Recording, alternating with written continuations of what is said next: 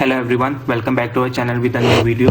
आज की इस वीडियो में हम लोग स्ट्रिंग मेथड्स का कंडीशनल स्टेटमेंट्स के साथ इस्तेमाल करते हुए एक पाइथन के अंदर प्रोजेक्ट कवर करेंगे, that is user registration validation system. कि जो हम लोगों ने स्ट्रिंग्स के और कंडीशनल स्टेटमेंट्स के टॉपिक्स मेथड्स को अपनी प्रीवियस लेक्चर्स वीडियोज में कवर किया है, अब उनकी इंप्लीमेंटेशन कैसे होगी, किस तरह से स्ट्रिंग डिक्लेयर की जाती है, रियल वर्ड के अकॉर्डिंग स्ट्रिंग को किस तरह से मैनिपुलेट या मैनेज किया जाता है, हैंडल किया जाता है, जो हमने उसके मेथड्स परे upper case, is digital, is all num, इस सारे किस तरह से रियल वर्ल्ड के अंदर इंप्लीमेंट होते हैं। तो वो सारी चीजें कंडीशनल स्टेटमेंट्स के साथ हम लोग अपने आज के इस लेक्चर के अंदर कवर करेंगे। आगे बढ़ने से पहले अगर आप लोग मेरे चैनल पे नए हैं तो पाईमैथ्स फारूक को सब्सक्राइब करें, लाइक करें, शेयर करें और बेल आइकन को प्रेस करना मत भूलिएगा ताकि आपको फर्दर वीडियोस और इस तरह के ट्यूटोरियल्स मिलते रहें। स्टार्ट करते हैं। यहाँ पे सबसे पहले मैंने एक प्रिंट फंक्शन ले लिया है जिसमें मैंने आउटपुट में डिस्प्ले करवाने के लिए एक मैसेज लिख दिया है यूजर रजिस्ट्रेशन सिस्टम। फिर उसके बाद यूजर से चूंकि मुझे इनपुट लेनी है, हम जब भी यूजर से इनपुट लेते हैं तो उसकी बाय डिफॉल्ट जो डेटा टाइप होती है दैट इज स्ट्रिंग, इसलिए यहाँ पे हमें टाइप कास्टिंग की जरूरत नहीं पड़ेगी। अब जब भी हम लोग किसी भी वेबसाइट पे या कहीं पे भी रजिस्ट्रेशन कराते हैं तो बेसिकली बैकएंड पे उसके वैलिडेशन सिस्टम्स, मेथड्स भी इंप्लीमेंट किए जाते हैं। तो फॉर एग्जाम्पल मुझे किसी वेबसाइट पे अपने आप को लॉग इन करना है, रजिस्टर करवाना है, तो वहां पे मेरे पास जो कंडीशंस आएंगी वो होगी यूजर नेम, ईमेल और पासवर्ड। कि यूजर नेम क्या रखना है, अपना ईमेल एंटर करें और फिर जो पासवर्ड सेट करना है।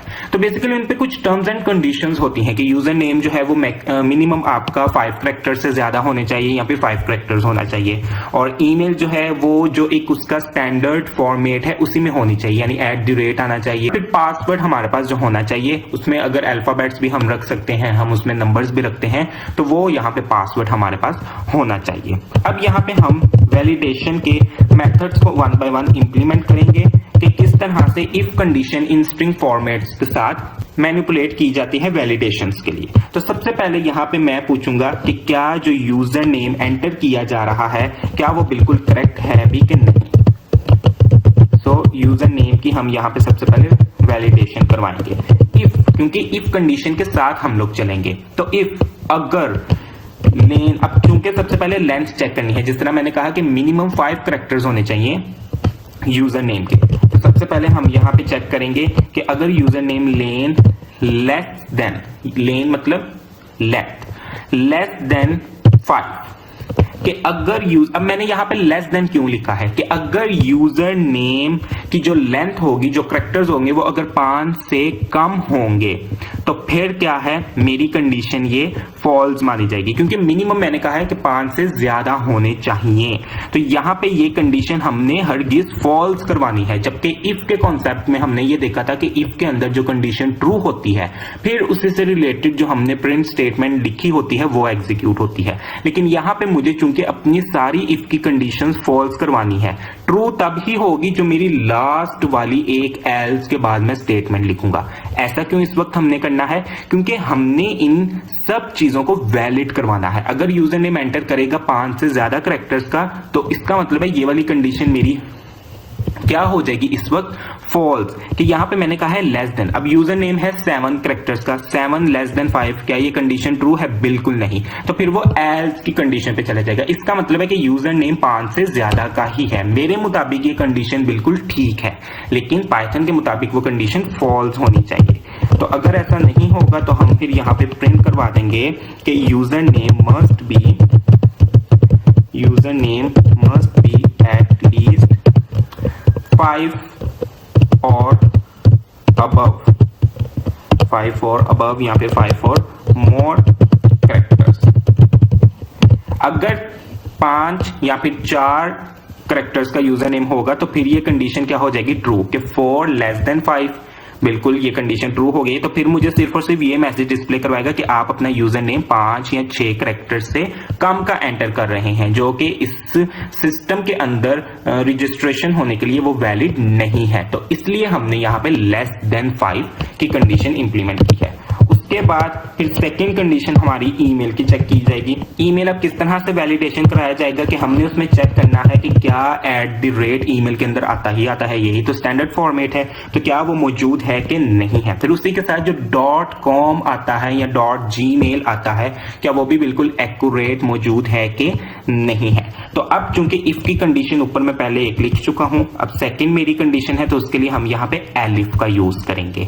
एलिफ, अब मुझे चेक करवाना है एट द रेट, चूंकि मेरे पास ईमेल भी स्ट्रिंग डेटा टाइप में है तो इसलिए हम यहाँ पे at the rate double quotes के अंदर लिखेंगे at the rate not in, अगर नहीं होगा किसके अंदर, ईमेल के अंदर, और या फिर जो डॉट है वो भी अगर मेरी स्ट्रिंग ईमेल के अंदर नहीं होगा तो फिर क्या है, यहाँ पे एक मैसेज डिस्प्ले करवा देना है कि email is not in standard format.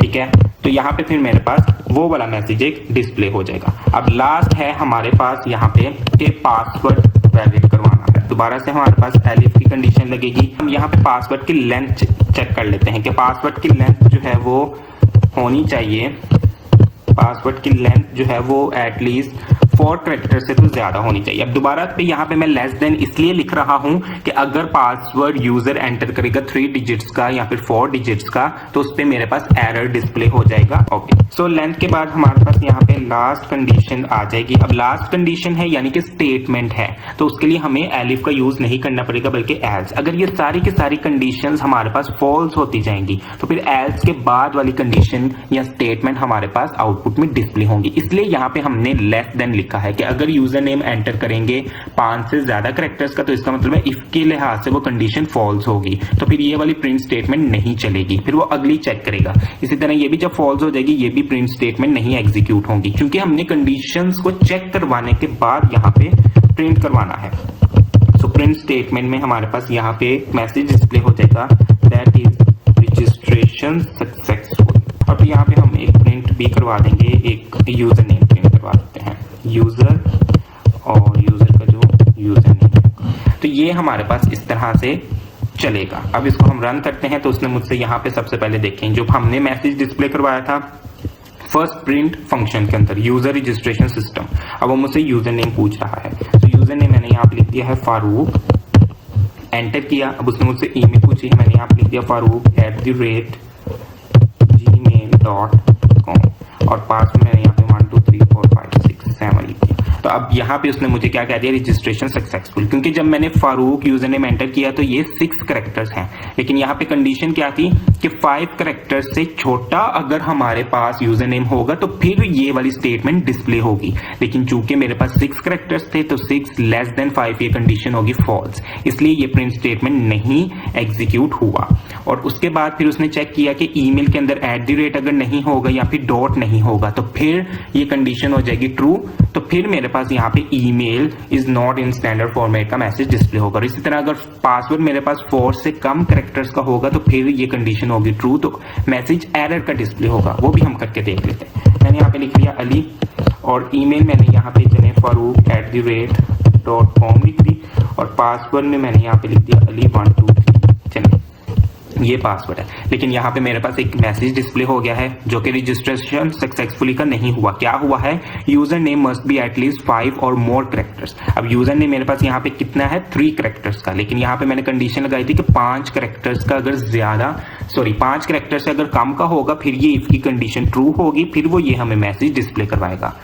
तो इसलिए वैलिडेशन के लिए हम यहाँ पे इफ के अंदर वो कंडीशन इंप्लीमेंट करेंगे जो फॉल्स होनी चाहिए और लास्ट वाली एल्स के बाद वाली प्रिंट स्टेटमेंट हमारे पास होंगी एग्जीक्यूट। इसको दोबारा रन करते हैं। यहाँ पे मैंने लिख दिया अली और ईमेल भी मैं लिख देता हूँ अली 1 2 3।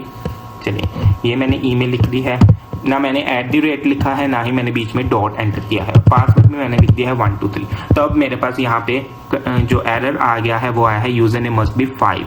अब हालांकि मेरे पास यहाँ पे ईमेल भी करेक्ट फॉर्मेट में नहीं है और पासवर्ड भी करेक्ट फॉर्मेट में नहीं है, यानी कि जो कंडीशन लगाई थी, लेकिन चूंकि इफ के अंदर हमने ये चीज तो पढ़ी है कि एक भी कंडीशन अगर ट्रू हो जाए तो उसी की हमारे पास यहाँ पे आउटपुट डिस्प्ले होती है। चलिए यूजर नेम हम यहाँ पे अली चलिए कुछ भी रख लेते हैं, ये यूजर नेम हो गया। अब यहाँ पे मैंने जो है ईमेल गलत रख दिया और पासवर्ड मैंने 5 का रख दिया। अब उसने मुझे कहा कि email not in standard format, चूंकि अब ये पहली कंडीशन हो गई थी फॉल्स यूजर नेम वाली, सेकंड कंडीशन जब उसने चेक की तो वो हो गई थी ट्रू। उसके बाद उसने लेंथ वाली ये वाली कंडीशन चेक ही नहीं की, तो इसलिए उसने email is not in standard format यहाँ पे डिस्प्ले करवा दिया है।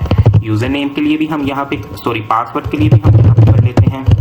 ओके, यहाँ पे मैंने लिख दिया और पासवर्ड नेम मैं यहाँ पे सिर्फ 2 डिजिट्स का देता हूँ, तो अब मुझे पासवर्ड का एरर यहाँ पे डिस्प्ले हो जाएगा। तो ये हमारे पास था कि स्ट्रिंग मेथड्स का यूज करते हुए विद कंडीशनल स्टेटमेंट्स किस तरह से हम लॉजिक्स बिल्ड करते हैं, वैलिडेशंस अपनी रजिस्ट्रेशन में या फिर इन्हीं मेथड्स का यूज करते हुए वैलिड करवाते हैं। सो आई होप कि ये कॉन्सेप्ट आपको क्लियर हुए होंगे, इनकी प्रैक्टिस जरूर कीजिएगा और कमेंट सेक्शन में आप लोगों के लिए भी एक इसी तरह का mini letter project in the form of statement आपको असाइन किया गया है, उसकी भी जरूर प्रैक्टिस कीजिएगा और उसका फीडबैक, उसका कोड मुझे कमेंट सेक्शन में जरूर मेरे साथ शेयर कीजिएगा। Thank you so much for hearing, bye bye.